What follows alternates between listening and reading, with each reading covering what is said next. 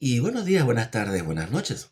Eh, hoy quiero, hoy continuamos con la reflexión semanal sobre el libro del conflicto final de Ellen White. Y el capítulo de esta semana tiene mucho que ver con Jesús, ¿verdad? Y de cómo se cumplió la profecía de la llegada del Mesías, ¿verdad? Y eso lo encontramos en capítulo primero de Marcos, versículo 14 y 15. Y escuchen esto. Dice, más tarde, después del arresto de Juan Bautista, Jesús entró en Galilea, donde predicó la buena noticia de Dios. Y escucha esto. Por fin ha llegado el tiempo prometido. Escuchen esto. Por fin ha llegado el tiempo prometido. El reino de Dios está cerca. Arrepiéntanse de sus pecados y crean, escuchen esto, creer en la buena noticia. ¿Qué está anunciando Jesús con estas palabras? Que el Mesías, anhelado, el ungido, el Salvador, el brazo fuerte de Dios, el Rey, había llegado.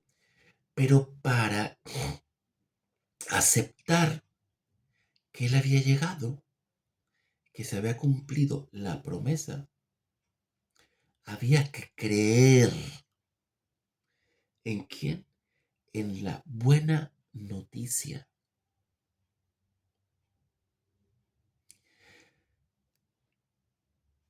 Y es curioso, ¿verdad? Porque el pueblo hebreo había esperado años y años y años y años porque llegara el Mesías.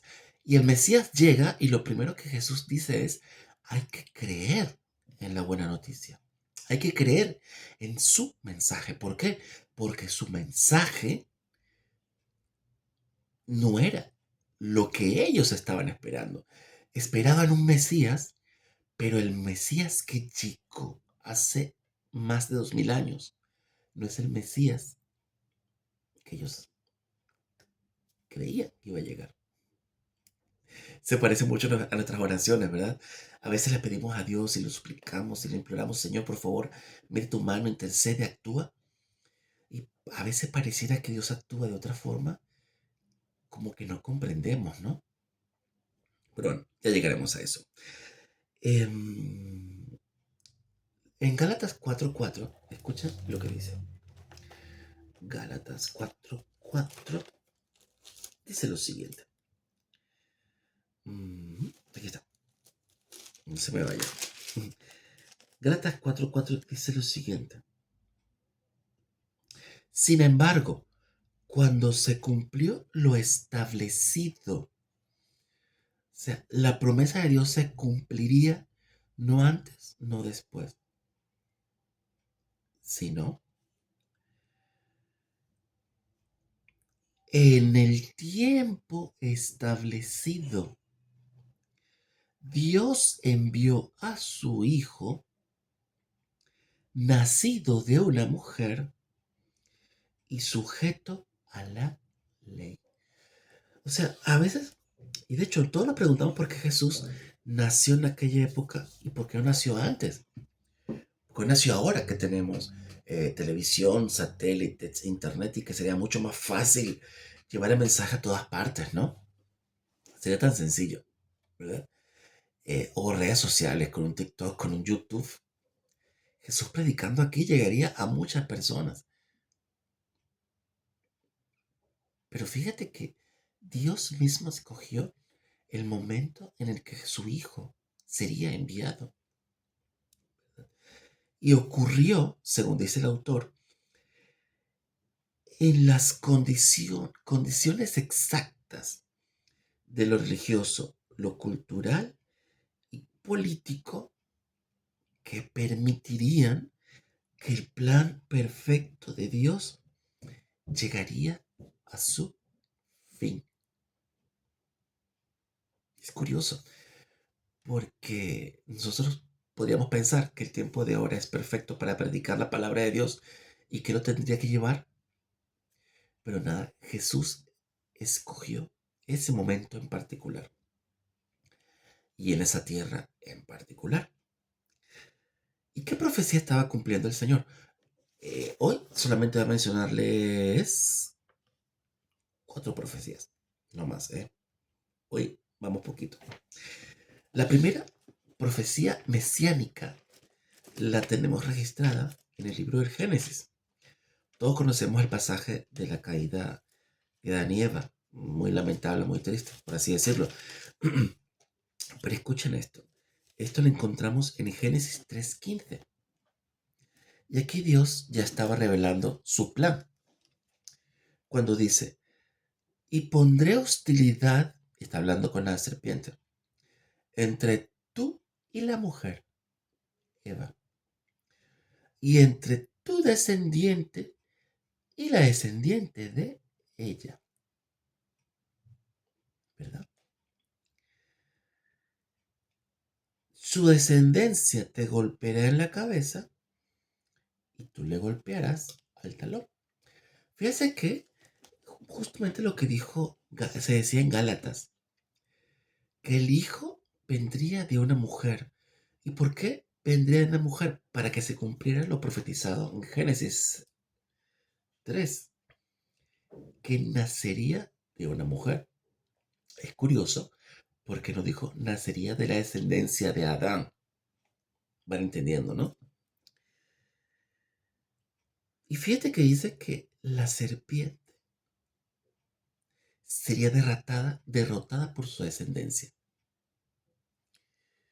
Y si empezamos a leer fino, y es una cosa que dice el autor, que en la medida que el pueblo de Dios predica la palabra, participa en el aplastamiento de la serpiente. Eso lo leemos en Romanos 16. Escuchen esto, hermanitos. Permite que me desvíe un poquito del tema, ¿vale? Pero esta parte es importante para ti y para mí. Y Romanos 16, 20 dice,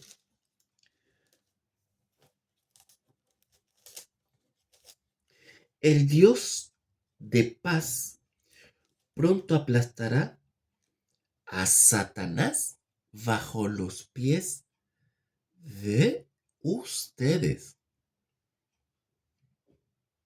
Y dice que la gracia de Dios, nuestro Señor Jesús, sea con ustedes. O sea, nosotros participamos, somos parte de este proceso, ¿no? Vámonos ahora a la segunda profecía, la encontramos en Isaías 7:14. Isaías 7:14 dice, escuchen esto. Isaías 7, no te me pierdas, aquí estás. Dice, el Señor mismo les dará la señal. O sea, fíjate que el anuncio de la llegada de Dios no dependía de estrella, ni fuego, ni divinos, ni profetas. No, Dios mismo daría la señal de que estaban haciendo el Mesías anunciado.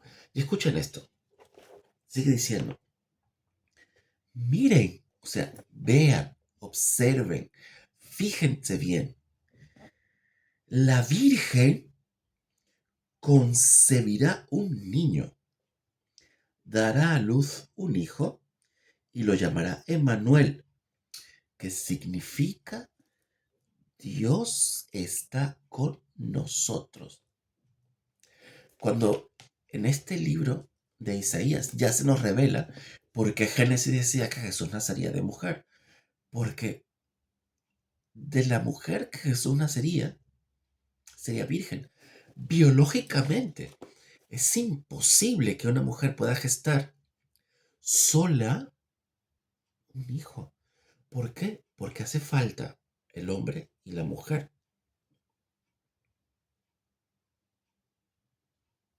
¿Me están entendiendo?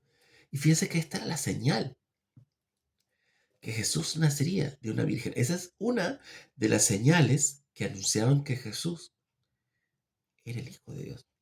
Vamos a la siguiente profecía. La tenemos en Isaías 9, 6, 9, versículo 6, versículo 7. Y escuchen esto. Dice, pues nos ha nacido un niño, un hijo se nos ha dado. El gobierno descansará bajo sus hombros, sobre sus hombros, y será llamado, escucha, Consejero maravilloso, Dios poderoso, Padre eterno, Príncipe de paz. Escucha el versículo 7. Su gobierno y la paz nunca tendrá fin, nunca. Reinará con imparcialidad y justicia desde el trono de su antepasado David por toda la eternidad. Entonces, fíjate, para el pueblo judío de la época, el nacimiento del Mesías estaba vinculado automáticamente al comienzo del reino eterno del Hijo de Dios. Por eso cuando Jesús nace y cuando Jesús se cumple la profecía, pero cuando Jesús anuncia y los discípulos descubren que Jesús es el Mesías, para ellos en su cabeza les hizo clic. Dijo, wow, por fin ha llegado el rey que va a tomar la silla de su ancestro, el rey David, y va a gobernar. Fíjense lo curioso. Estaban esperando al Mesías. El Mesías llegó, pero qué curioso, no tomó el trono del rey David. Curioso, ¿verdad? Pero fíjense, algo más, algo más, algo más. Que este reinado no era automático. Es muy similar a lo que pasó con el rey David y cuando Isaí, creo que es el profeta que lo ungió, Isaí ungió al rey David de jovencito. Y no fue hasta que pasaron muchos años hasta que David fue rey de Israel.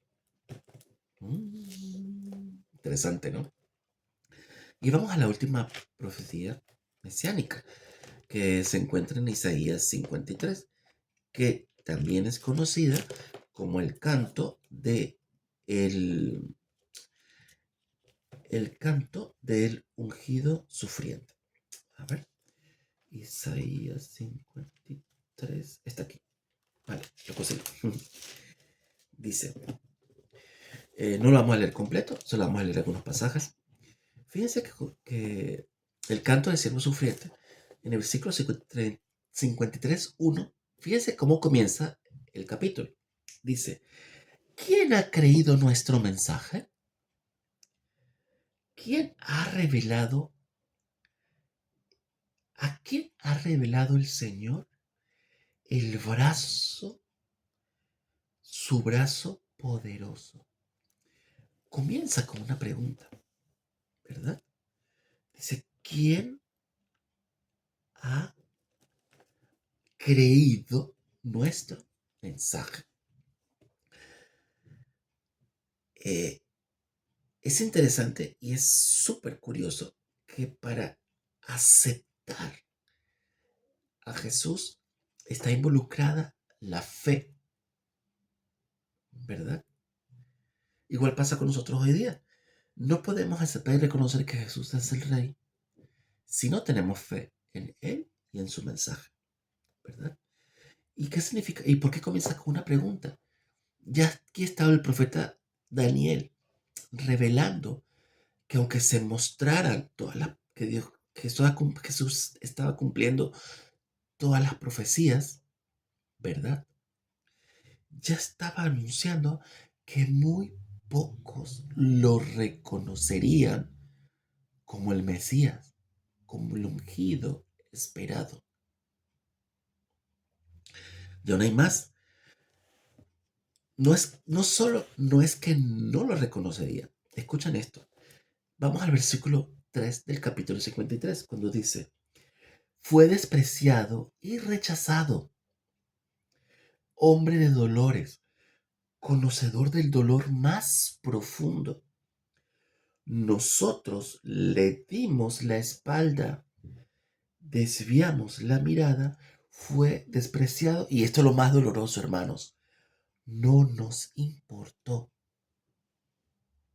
La generación, el pueblo que vio al Mesías con sus propios ojos, lo despreció, lo rechazó y no le importó. Gracias a Dios hubo un pequeño remanente, por así decirlo. Esa frase tan usada. Hubo un pequeño grupo de personas que sí creyeron en su mensaje.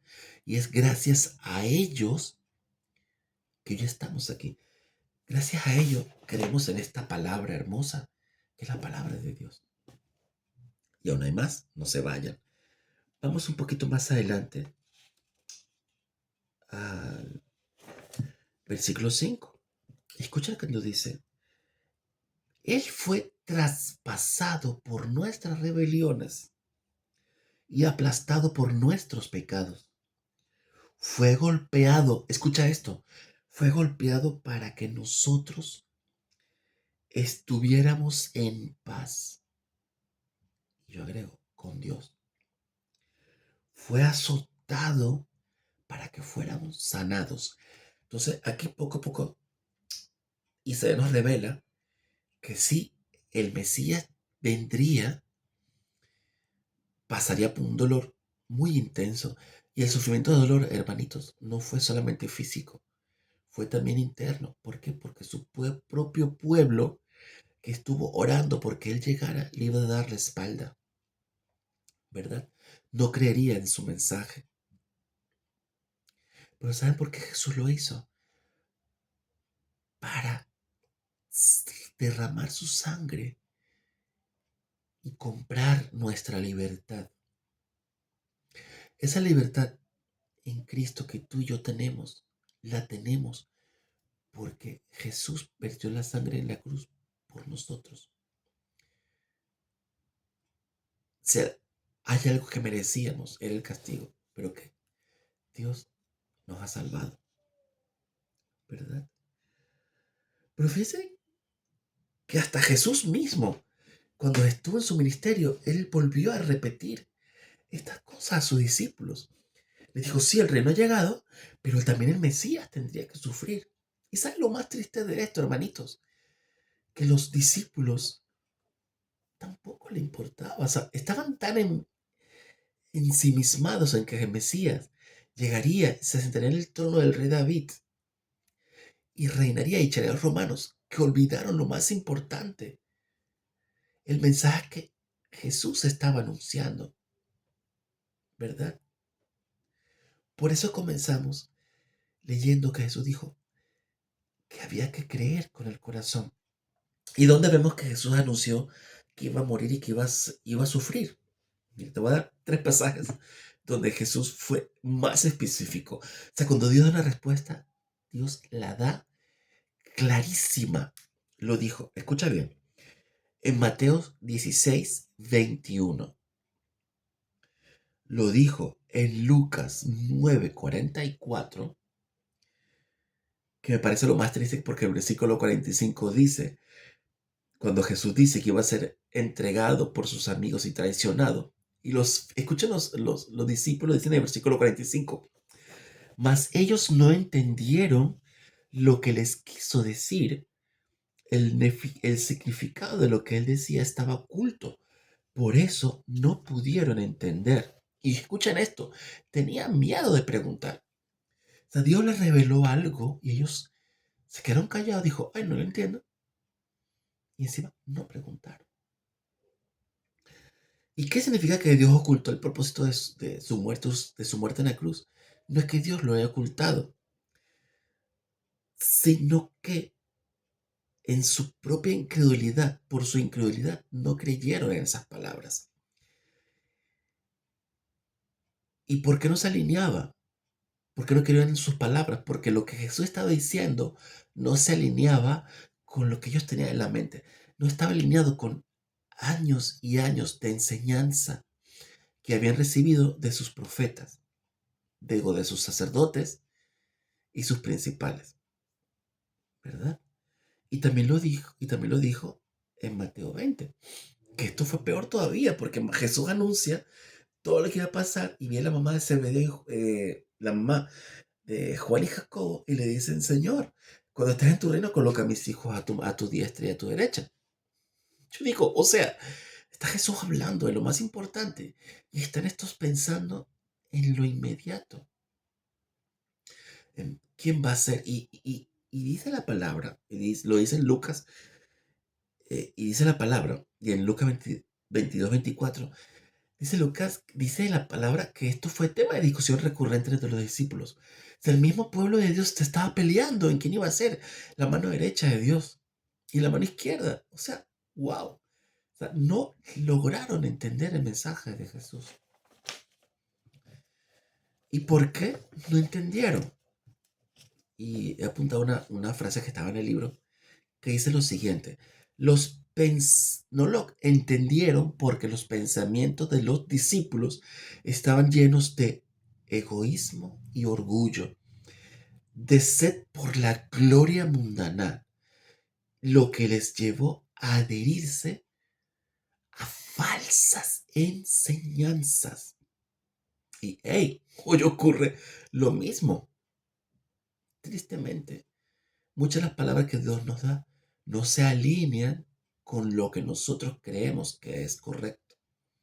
Voy un poquito más. Y dice, y pasaron por alto las palabras del Mesías esperado, del Salvador, del ungido, del brazo fuerte del Señor, que estaba mostrando la verdadera naturaleza de su reino, indicando más adelante a su agonía y su muerte. Con esto, ¿qué les quiero decir, hermanitos? Que necesitamos poner a un lado nuestros propios deseos y ambiciones y sentarnos a los pies del Maestro a escuchar con verdadera atención lo que Él nos dice hoy. Amén. Dios nos bendiga.